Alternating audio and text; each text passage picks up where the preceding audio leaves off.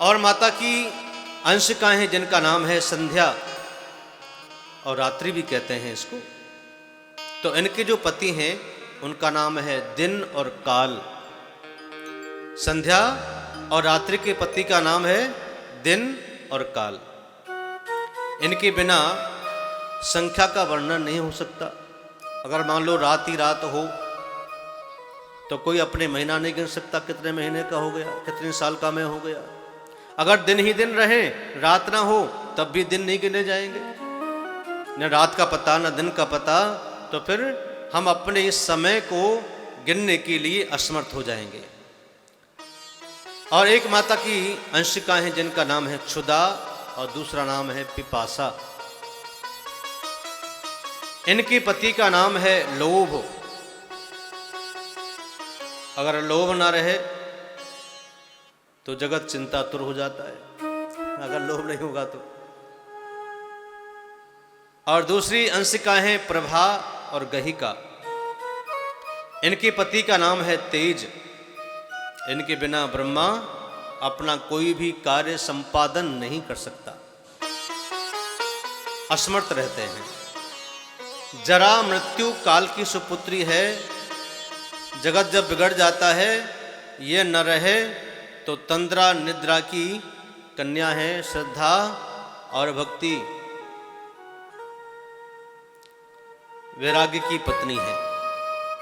इनकी कृपा से जगत मुक्त हो जाता है। और देव माता अदिति, सुरभि, दिति, कद्रु, विनिता, दनु, ये सब सृष्टि के कार्य को संभालती रहती हैं। ये सब प्रकृति की ही कलाएं हैं।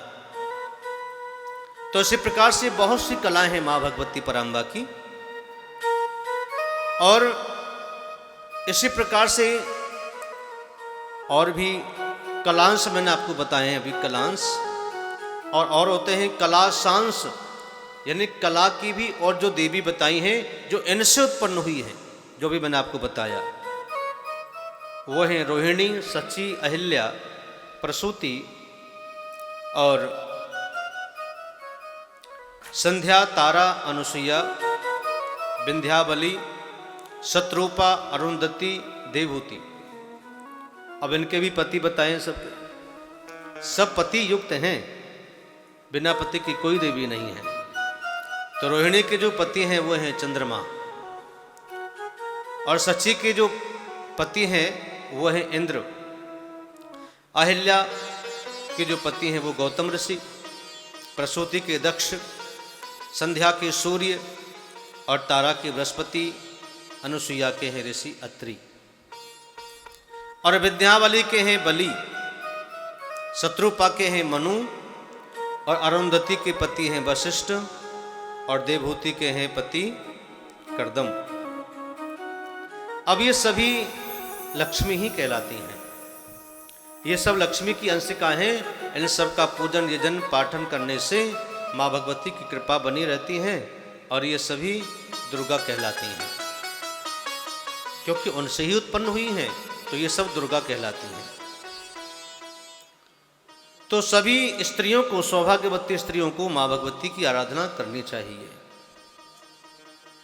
क्योंकि स्त्रियों को भी कभी भी कुलटा नारी और धूर्त नारी का संग न करें। क्योंकि कुलटा और धूर्त नारी का संग करने से फिर वो वैसा ही करती हैं, वैसा ही सोचती हैं। 3 प्रकार की नारी बताई हैं संसार में। एक नारी होती है सात्विकी। ये सात्विकी स्त्रियां श्रेष्ठ आचरण में रहती हैं, अपने अदब से रहती हैं। जो श्रेष्ठ आचरण में रहती हैं वो पतिव्रता धर्म में रहती हैं। जिसने जीवन में सत्य, पवित्रता, दया, धर्म का हमेशा पालन किया हो, उसे कहते हैं। ये प्रकृति देवी की सत्यांश मानी जाती है, माँ भगवती के सत्यांश मानी जाती हैं जो स्त्री ऐसा करती हैं। दूसरे प्रकार की स्त्रियां होती हैं राजसी। इनको मध्यम कहा गया है। ऐसी स्त्रियां मध्यम होती हैं जो स्त्रियां भोग को प्रधान मान करके अपने कार्य करती हैं, उनको मध्यम और राजसी स्त्री कहा गया है। तीसरे प्रकार की स्त्रियां हैं तामसी। इनको कहा गया है अधम स्त्रियां। जो स्त्रियां मांस भक्षण करती हैं, मदिरा का पान करती हैं, झूठ बोलती हैं, कलह करती हैं, ये तामसी प्रकृति की स्त्रियां होती हैं। अभी शास्त्र कहता है कि उनका मुख भी नहीं देखना चाहिए। तो इनके मुख बड़े कुरूप होते हैं, क्योंकि पाप व्यक्ति जब करता है, पापी व्यक्ति का मुखमंडल अलग ही दिखता है। तो ये स्वभाव से धूर्त होती हैं, स्वेच्छाचारिणी होती हैं, कलह प्रियाएं होती हैं और कुल्टा होती हैं। तो इनका एक और नाम दिया गया पुष्चली, जो नीच कर्म करती हैं। ये निम्न कोटि में आती हैं। तो भारतवर्ष में पधार कर के सभी देवियां ग्राम ग्राम में पूजनीय हुई हैं। जैसे दुर्गा दुर्गति का नाश करने वाली है, राजा सुरथ ने इनका सर्वप्रथम पूजन किया था। और पश्चात में रावण वध के लिए भगवान श्री राम ने इनकी उपासना की। इस संबंध से इन्हें पंच प्रकृति का विशद वर्णन कहा गया है। सब्सक्राइब करें रामकृष्ण शास्त्री जी के YouTube चैनल को और हमारे वीडियोस को सबसे पहले देखने के लिए बेल आइकन को दबाना न भूलें।